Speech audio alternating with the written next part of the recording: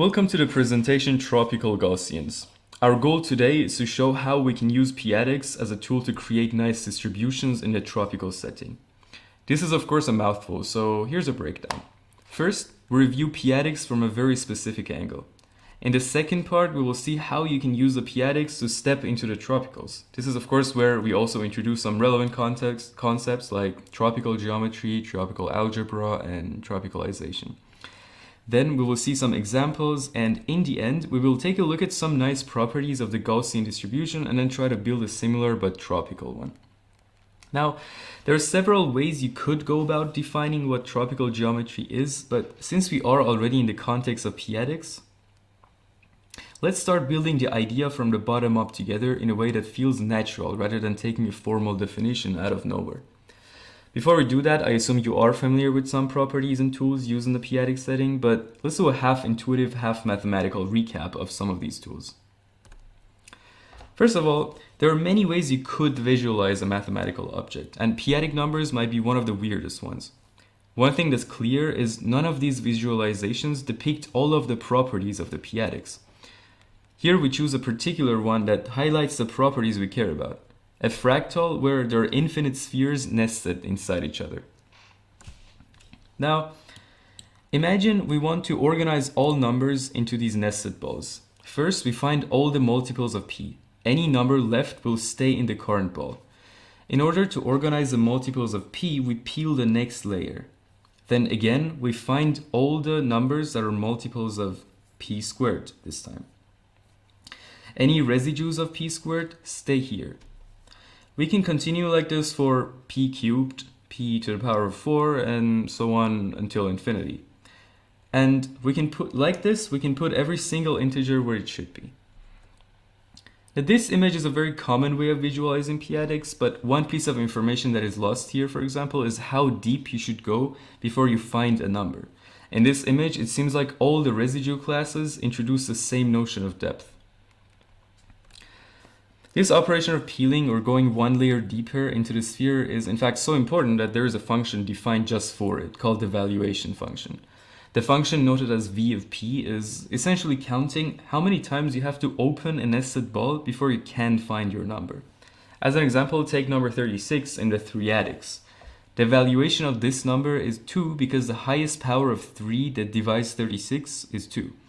More intuitively, this means that the number 36 is not findable in the 0th layer, aka the unit layer, and also not in the first layer, but after we open up 2 nested balls.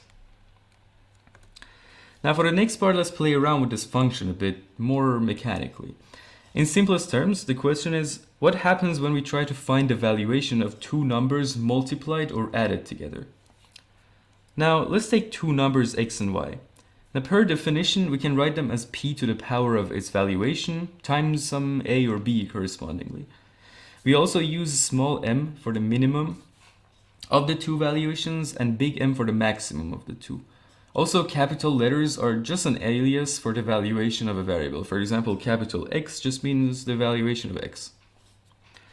Now take a look at these 2 nice properties. The first property is pretty simple. The valuation of 2 variables multiplied is the sum of their valuation. But the second property looks a bit trickier.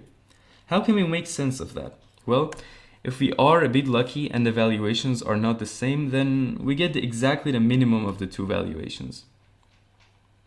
If we are unlucky and they are the same, then the factors could possibly add up to make a larger valuation.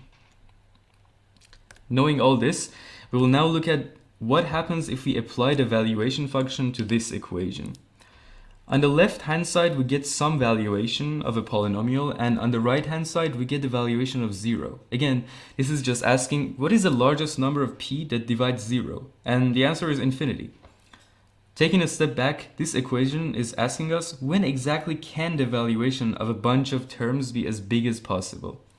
Well, as we just saw just now, the only way this is possible is for each 2 terms to have the same valuation.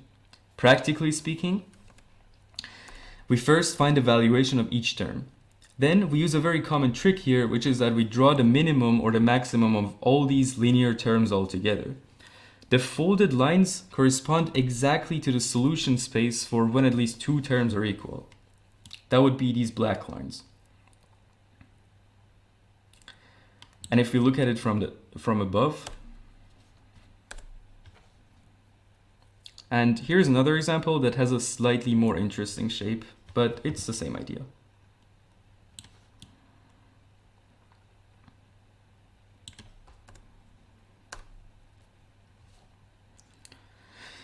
Now, if we lay one of these on top of another, the number of intersections would be proportional to the number of the initial system of equations. This is called the Bezout's theorem of tropical algebra, one of the most typical use cases of tropical geometry. This is very powerful because it reduces the solution space by one dimension and transforms a nonlinear problem into a combinatoric one.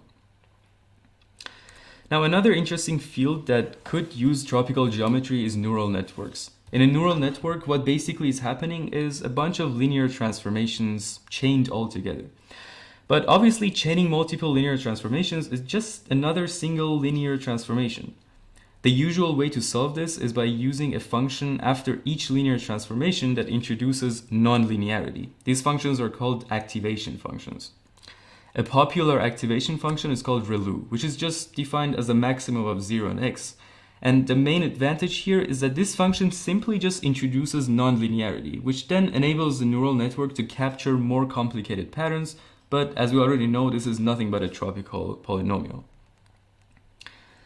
Now, tropical geometry is young, and to make it more useful for machine learning, we need to extend it. Machine learning relies on statistics, so it's natural to study statistical phenomena tropically. If you had to name the one single most important tool of statistics, it would be the Gaussian distribution. It has many useful properties, but probably one of its most important ones would be that it is stable under linear transformations. This means you can add or multiply a scalar into a random variable and it still keeps its general structure. This is of course not the only property that makes Gaussians unique, but also, for example, their invariance under rotation and independence of their coordinates and so on. But in the tropics, there seems to be no way to create a distribution such that all three nice properties of the Gaussians hold. What if we compromise a bit? There is a nice way in which the p-adic valuation can yield a distribution that can stay stable under linear transformations.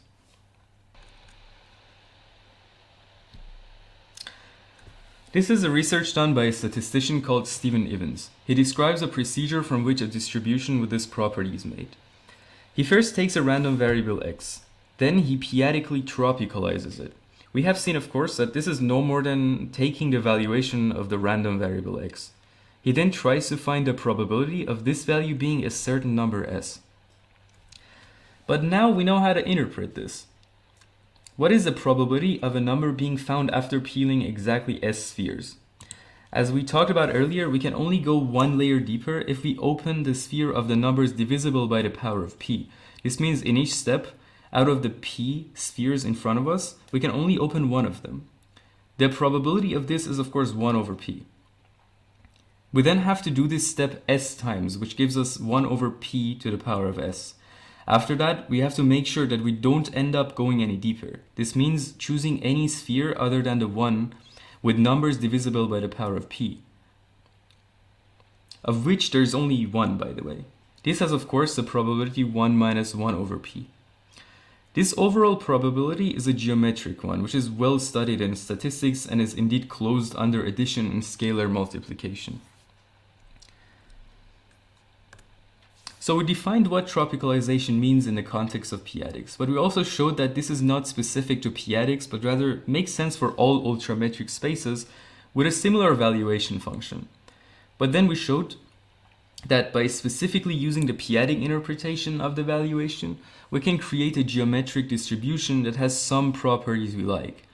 We can then, for example, go on and use this as a tool for creating random input for a neural network that uses ReLU, without ever needing to exit the tropical context.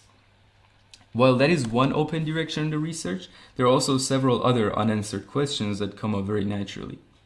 How to create a tropical distribution with even more similar properties as the Gaussian, or how to extend Evans' p-adic distribution to more dimensions, or to what extent can tropical distributions be used for things like statistical inference or neural networks.